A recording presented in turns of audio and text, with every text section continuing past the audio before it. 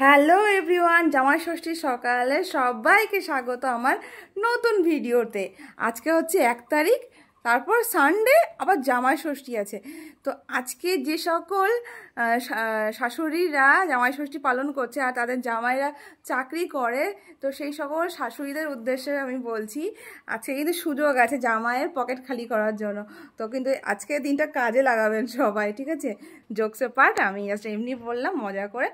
আজকে জামাই ষষ্ঠী, অনেকেই অনেক মেয়েরাই বাপের বাড়িতে আসবে তার হাজব্যান্ডকে নিয়ে, তাদের বাচ্চাকে নিয়ে ঘুরতে আসবে।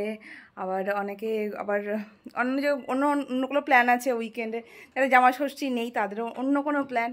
আর আমার প্ল্যান কি জানো তো? আমার প্ল্যান হচ্ছে, আমি এই ঘুম থেকে উঠেছি, ফ্রেশ হয়েছি, ব্রেকফাস্ট করেছি, একটু পরে স্নান করবো, রেডি হব, ব্যাস তারপরে ল্যাদ খাবো। এটাই হচ্ছে আমার প্ল্যান, কারণ আমার জামাই ষষ্ঠী নেই, কারণ আমি বাপের বাড়িতেই থাকি।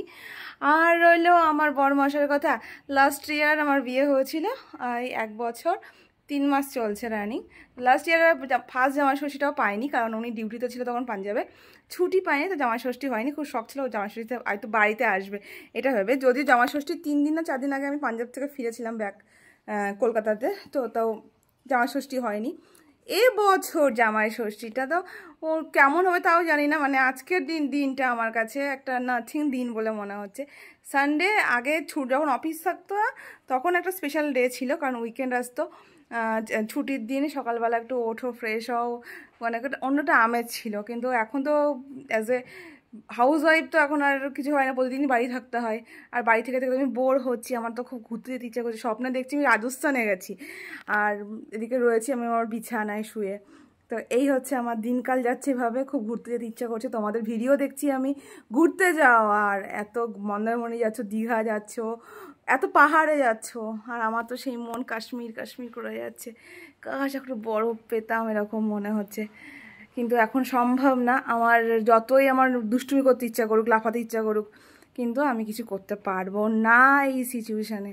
মানে আমার মনটা যে শুধু ঘুরু ঘুরু ঘুরু ঘুরু করছে, যেটা আমার কাছে খুব ব্যাড ফিলিং, কারণ আমি ঘরবন্দি, আমি যেতে পারবো না কোথাও ঘুরতে।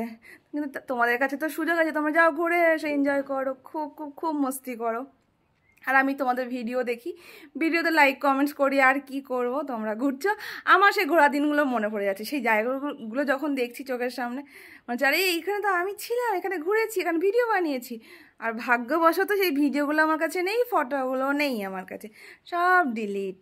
বলো কি কেমন লাগে? কালকে রাত্রে 2টো পর্যন্ত ইনস্টাগ্রামে ঢুকেছিলাম, সেই পুরোনো পুরোনো ভিডিওগুলো দেখছিলাম, আমার নিজের ভিডিওগুলো, কত সুন্দর সুন্দর ভিডিও বানাতাম আগে। আর এখন ভিডিও বানাতে ইচ্ছে করে না, দিনে একটা ভিডিও বানাতে অনেক কষ্ট, যে 3 মিনিট আমাকে সময় দিতে হবে ক্যামেরার সামনে, 3 মিনিট আমাকে বকতে হবে। চলো 3 মিনিট হয়ে গেছে, বেশি লেন্দি করব না। কে কে জামাই ষষ্ঠী কোথায় যাচ্ছ, মানে কি প্ল্যান আছে তোমাদের, কোথায় খাওয়া দাওয়া করতে যাচ্ছ, অবশ্যই সেগুলো পোস্ট করো। তোমাদের পোস্ট দেখবো অবশ্যই আমার সামনে আসলে, আর অবশ্যই লাইক কমেন্টস করবো। আর আমার ভিডিও যদি তোমাদের সামনে গিয়ে থাকে, একদম স্কিপ করবে না কিন্তু, লাইক কমেন্টস করে তারপরে যাবে, পুরো ভিডিওটা দেখবে। ততক্ষণ টাটা, বাই বাই।